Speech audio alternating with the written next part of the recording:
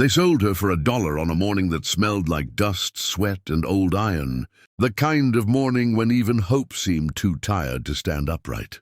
The auction yard behind the abandoned feed store was already crowded before the sun climbed high. Men shifting their weight, boots grinding gravel, voices rough and careless, laughter cracking like dry wood. She stood on a wooden crate near the rusted loading ramp, hands folded at her waist, head slightly bowed, not in shame, but because the light hurt her eyes, even though she could not see it. The world for her had always been sound and touch and smell, and today the sounds were sharp, the smells cruel, and the hands that had pushed her onto that crate were careless, impatient, as if she were no more than a sack of grain. Her name was Lily. She was 19 years old. She had been blind since she was 6, since the fever came and burned the light out of her eyes, and she had learned long ago that silence often kept her safer than words. The man selling her spoke loudly, too loudly, as if volume could turn a lie into truth. He talked about her being easy to manage, about how she wouldn't run, about how she didn't need much. Each sentence landed like a slap, though no one touched her. She focused on counting her breaths, on the way the wood beneath her bare feet vibrated when someone shifted nearby, on the distant creak of a windmill turning somewhere beyond the yard. She could tell when people stared. Their breathing changed, their bodies leaned forward. She could tell when they judged her. Their silence grew thick and heavy. Somewhere close, a man laughed and said, $1's too much, and another answered, "Hell, I'll give 50 cents if he throws in a rope." The auctioneer raised his hand, voice sliding into a practiced chant that felt obscene in its rhythm. "Who'll start me off? She's strong enough, quiet enough, and she won't cause trouble." There was a pause, a longer one than the seller expected. Lily felt a small, dangerous spark of hope flicker in her chest. Not that someone would save her. She had learned better than that, but that maybe no one would want her. That maybe she would be sent back, forgotten, left alone. Hope, however, is cruel when it rises where it does not belong. A voice called out, bored and amused, $1. Laughter rippled through the crowd, like a bad joke finally landing. $1 I got. Do I hear more? The auctioneer called, half mocking, half relieved to have anything at all. No one answered. Boots scuffed. Someone spat. "Going once," the auctioneer said, already knowing the end. Lily's fingers curled into her palms, nails pressing crescents into skin. She felt the crate shift as the seller leaned closer, smelling of cheap tobacco and sour sweat. "Going twice." The wind rattled the loose tin on the feed store roof. Lily tilted her head slightly, listening, not for rescue, she told herself, but for warning.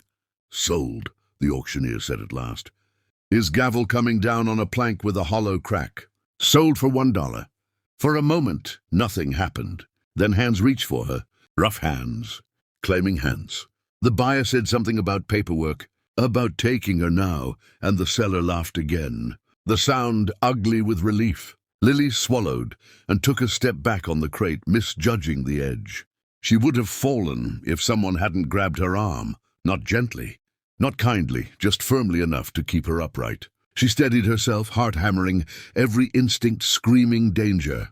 She opened her mouth to speak, to say something, anything, but the words tangled and died in her throat. She had learned, over years of being passed from place to place after her parents died, that words rarely helped. That was when the sound changed.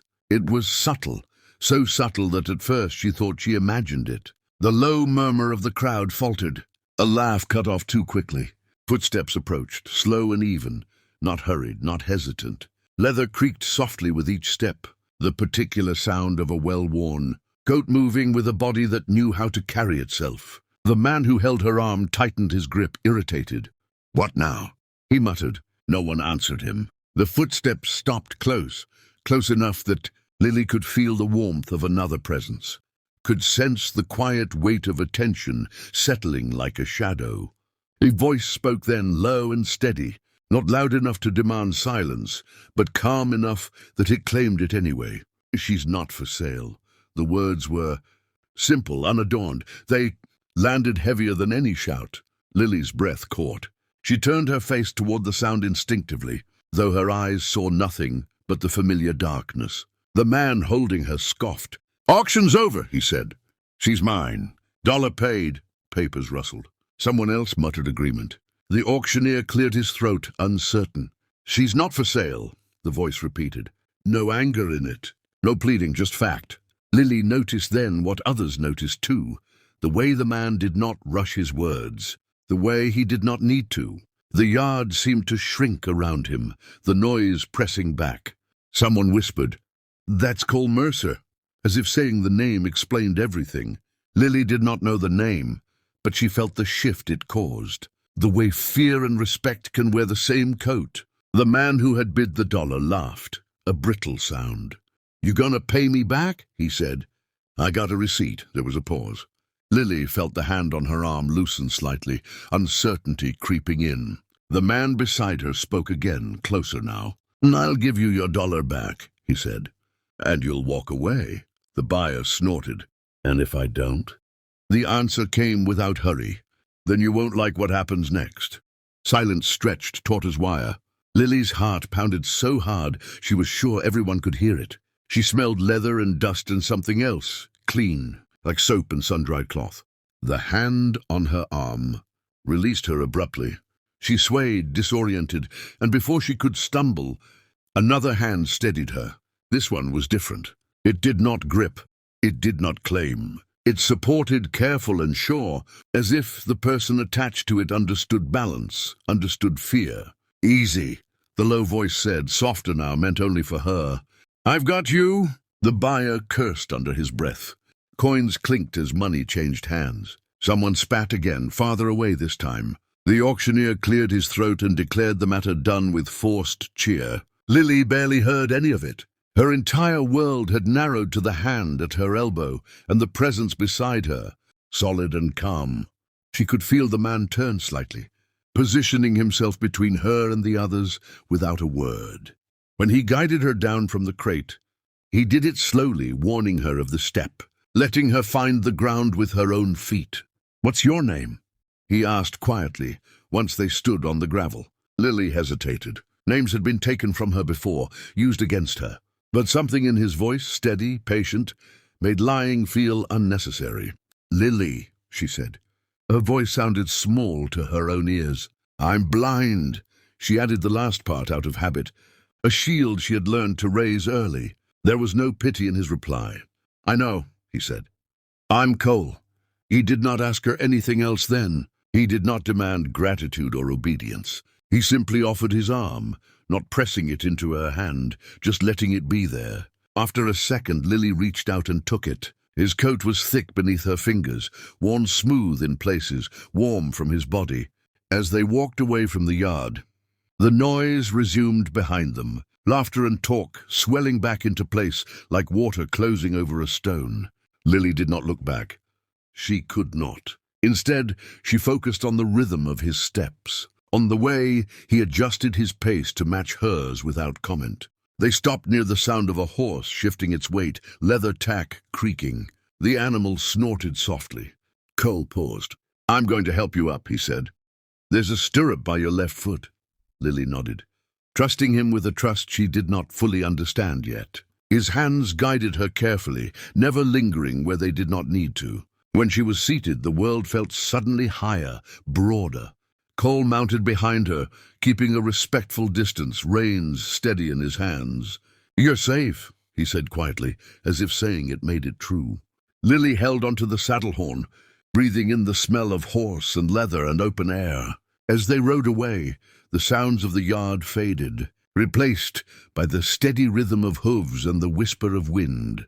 Lily did not know where they were going. She did not know why this man had stepped forward when no one else had. But for the first time in a long while, the darkness behind her eyes felt less like a prison and more like a pause, a held breath before something unknown, and perhaps, for once, kind. The road out of town was long and uneven, and Lily felt every rise and dip through the horse's steady movement beneath her, the rhythm slowly easing the tight knot that had been lodged in her chest since the auction yard. Cole did not speak as they rode, and she found that she was grateful for the silence. Silence, when chosen, was different from the kind forced on her by fear. This silence felt like space, room to breathe, room to listen. She counted the steps of the horse in her mind, 4 beats over and over, until her heartbeat began to match it instead of racing ahead. The air changed as they moved farther from the feed store. The sharp stink of rust and sweat gave way to dry grass, warm earth, and the faint sweetness of something blooming she could not name. After a while, Cole shifted slightly behind her, careful not to startle her. "There's a creek up ahead," he said. "We'll stop there, let the horse drink." Lily nodded. She had learned that nodding was easier than asking questions she wasn't sure she wanted answered. The horse slowed, then stopped, hooves crunching on gravel before stepping into softer ground. She heard water moving, clear, shallow, alive. When Cole dismounted, the change in balance told her immediately. He helped her down again, his hand firm but respectful, and she stood with her boots sinking slightly into damp soil. The creek's sound wrapped around her, a gentle rush over stones that felt like a lullaby she had forgotten. Lily knelt carefully, guided by Cole's quiet directions, and dipped her hands into the cool water. It shocked her at first, then soothed, the chill seeping into her skin and grounding her. She cupped some and drank, not caring that a little spilled down her chin. When she finished, she stayed there for a moment longer, fingers trailing through the current. "Thank you," she said at last, the words soft and awkward. Gratitude was another thing that had been demanded of her too often, cheapened by expectation, but she meant it now. "You don't owe me anything," Cole replied. He said it easily, as if the thought of being owed had never crossed his mind. She straightened slowly, brushing her hands on her skirt. "Where are we going?" she asked. The question felt dangerous, but it also felt necessary. He did not hesitate. "My ranch," he said. "It's quiet. You can rest there." Lily's throat tightened. Rest was a word that belonged to other people's lives, not hers. "For how long?" she asked. There was a pause, just long enough for her to notice. "As long as you need," he said finally. They rode again, the land opening up around them. Lily sensed it in the way the wind moved more freely, in the absence of close, echoing sounds. Somewhere in the distance a bird called sharp and clear. She wondered what the land looked like, whether it rolled or stretched flat, whether there were trees or just endless sky, but she did not ask. Instead, she listened to Cole's breathing behind her, slow and steady, and tried to match her own to it. By the time they reached the ranch, the sun had lowered enough that the heat softened. Lily felt the horse slow, then stop, and heard the creak of a gate opening and closing. The air here smelled different, wood smoke, hay, animals, and something else that felt like home, even though she had no memory of such a thing. Cole helped her down and guided her forward. Her boots thudded on wooden planks, the hollow sound telling her they were on a porch. He opened a door, hinges sighing, and cool air brushed her face as she stepped inside. The house was quiet in a way that felt intentional, not abandoned. Lily could hear the faint tick of something, mechanical, perhaps a clock, and the distant creak of wood settling. "There's a chair to your right," Cole said. She found it and sat, smoothing her skirt over her knees, suddenly aware of how tired she was, not just in her body but deep in her bones. Cole moved around the room, his footsteps familiarizing themselves to her, and set something down that clinked softly. "Water," he said, "and some bread. Eat if you want. Or don't. It's up to you." She reached for the cup, her fingers brushing his briefly as he handed it to her. The contact was fleeting, but it sent a strange warmth through her chest. She drank slowly, then broke off a piece of bread and ate, savoring the simple taste. "Why did you do it?" she asked suddenly, the question escaping before she could stop it. The room went very still. For a moment she worried she had overstepped, that she had asked for something he was not willing to give. Cole exhaled, a long breath. "Because it was wrong," he said at last. The answer was so plain that it startled her. "That's all?" she asked, unable to hide the disbelief in her voice. He gave a small, humorless huff of a laugh. "That's enough," he replied. Lily let the words settle. In all her years of being moved, sold, traded, and ignored, wrong had rarely been reason enough for anyone to act. The simplicity of it made her chest ache. When she finished eating, Cole showed her the room where she would sleep. He described it carefully. The bed against the wall, the window above it, the wash basin to the left, so she could build a map of it in her mind. He placed her hand on the bedpost, letting her explore the smooth wood on her own. "I'll be in the other room," he said.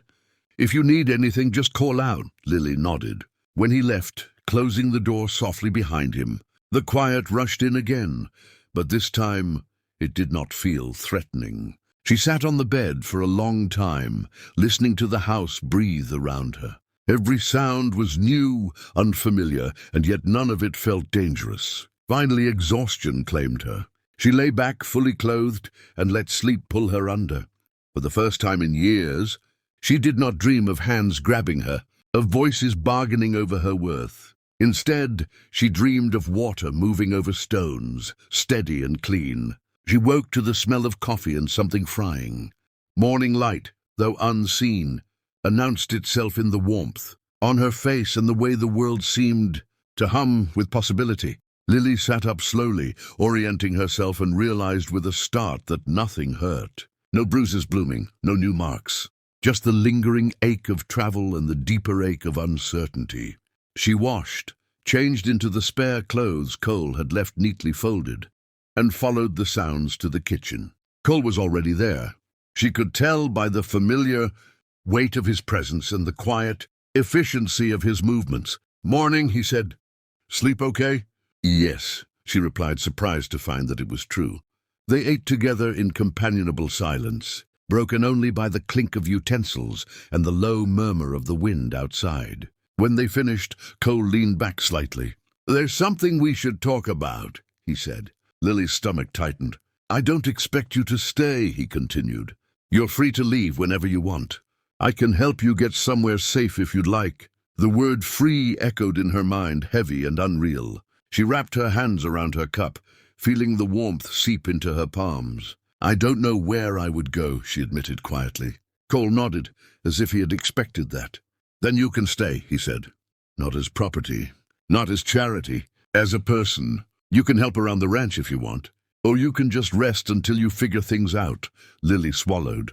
Emotion rising like a tide, she was not sure she could hold back. No one had ever offered her choice without strings attached.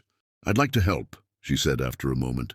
The words felt important, a declaration of something like agency. Cole's approval was audible in the small nod she sensed rather than saw.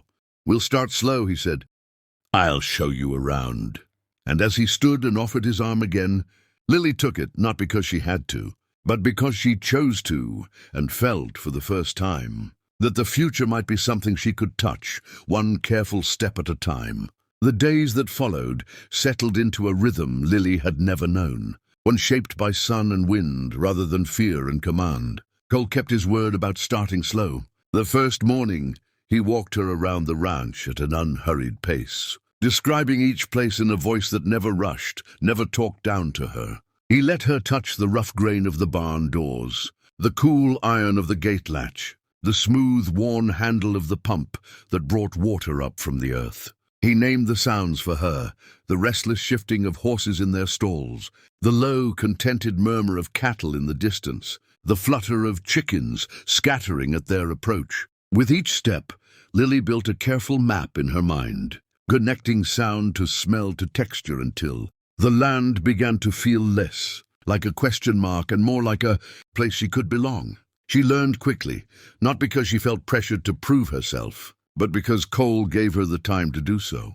He showed her how to count paces between the house and the barn, how to recognize the turn toward the corral by the way the wind funneled differently there, how to listen for the hollow echo that meant she was near the water trough. When she stumbled, he did not grab her unless she was about to fall. Instead, he warned her with a quiet word, letting her correct herself. The respect in that small choice warmed her more than the sun on her shoulders ever could. In the afternoons, when the heat grew heavy, Lily sat on the porch shelling beans or mending simple tiers in cloth, work she could do by feel. Cole worked nearby, fixing tack or sharpening tools, the scrape of stone against metal a steady accompaniment. Sometimes he spoke, telling her small things about the ranch, how long his family had worked the land, how the drought years had nearly broken them, how he had stayed when others left. He did not tell her about the auction again, and she did not ask. The memory sat between them like an unspoken understanding, painful but no longer sharp. At night, Lily lay in bed listening to the coyotes call in the distance, their voices rising and falling like a wild song. Instead of fear, she felt something close to comfort. The house held firm around her, its walls solid, its quiet protective. She slept deeper than she ever had, waking with the sense that her body was finally learning it did not need to be on guard every moment. One evening, as the sky cooled and the air smelled of dust and grass, Cole led her to the fence line, overlooking a wide stretch of land. He described it to her, the way the hills rolled gently, the way the grass moved like water when the wind passed through it. Lily rested her hands on the fence rail, feeling the vibrations as a distant herd shifted. "It sounds big," she said. "It is," Cole replied. "Bigger than that yard they tried to sell you in." The bitterness in his voice was faint but unmistakable. Lily nodded, understanding more than he said. It was there, standing side by side in the quiet, that Lily felt the weight of what had been taken from her all those years.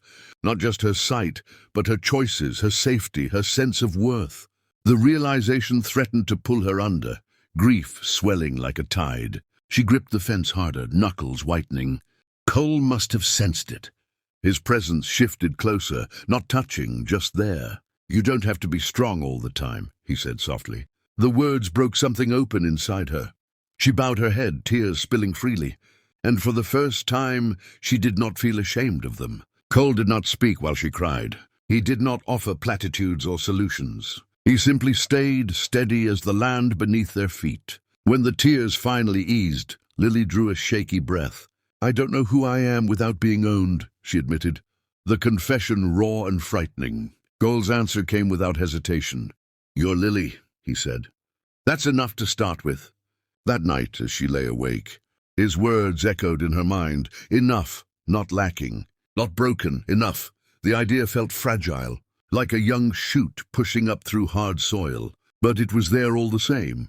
She held onto it as sleep claimed her once more. Trouble came quietly, as it often does. A few days later, Lily heard unfamiliar voices near the ranch, rough and impatient. She was in the kitchen kneading dough.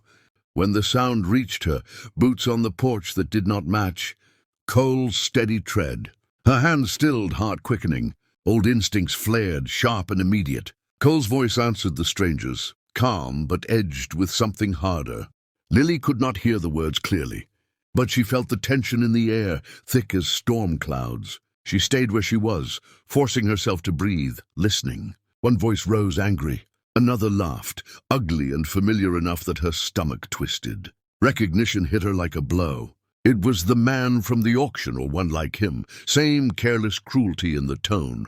The words, "my dollar," drifted through the doorway, followed by a threat muttered too low for her to catch. Lily's knees weakened. She gripped the counter, fighting the urge to hide. Cole's reply was firm and final. "She's not yours," he said. "She never was." There was the unmistakable sound of a hand resting on a weapon. Leather creaking, metal shifting. Silence stretched, heavy and dangerous. Lily's breath came shallow, every nerve screaming that this was the moment when safety could shatter. Then slowly the boots retreated. Voices faded, curses thrown over shoulders as the men left the porch. Lily sagged against the counter, relief washing through her so hard it left her trembling. Moments later, Cole came inside. He paused when he sensed her state, then crossed the room. "They're gone," he said gently. "They won't be back." Lily nodded, though her hands still shook. "I was afraid," she admitted. Cole did not deny her fear or dismiss it. "So was I," he said. "But being afraid doesn't mean you're powerless." That night, Lily understood something important. Safety was not the absence of danger.